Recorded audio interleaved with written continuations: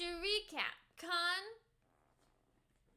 tried to take over the Enterprise 15 years ago and was defeated by Kirk and marooned on this planet that was like a perfectly good place to live. It had all this life and stuff on it, so it wasn't like a death sentence. They could live there. He was marooned there with his crew after he tried to like take over the Enterprise. And now 15 years later, Captain Kirk is an admiral now. He doesn't command the Enterprise anymore, and he's feeling very old, and he's feeling very sad that he doesn't get to command the Enterprise anymore. And one of the crew members, Chekhov, is serving on a different ship, and that different ship finds Khan by accident on this planet, and Chekhov gets sort of like taken over by Khan, and he gets like a worm put in his ear to control his brain, and Khan's like, hey, I remember you, you're from that Enterprise ship, and I remember Captain Kirk, and I fucking hate Captain Kirk, and I swore revenge on Captain Kirk 15 years ago. So, and also I've heard about this Genesis machine thing that gives you like ultimate power over life and death. I want that too. I'm gonna kill Captain Kirk and I'm gonna get the Genesis machine. So he uses Chekhov to try to find the Genesis machine. And then Captain Kirk and his old crew end up on the Enterprise because they're gonna do like testing the Enterprise, see everything's okay and stuff.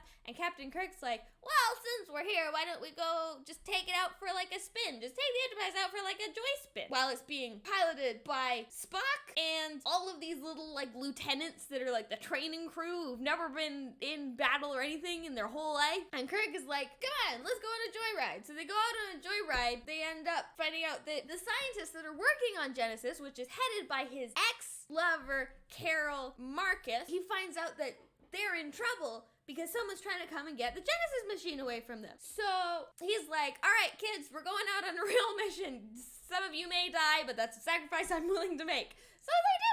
They go out on a mission. And they run into Khan on the other ship, and Khan shoots at them a lot, and then a lot of the crew on the Enterprise dies and gets injured and stuff. But then they come back, and they chase after Khan, and there's a lot of chasing back and forth. They chase Khan, and then Khan chases them, and then at one point, they get stranded on the planet, and that's where the whole Khan, the meme, comes from.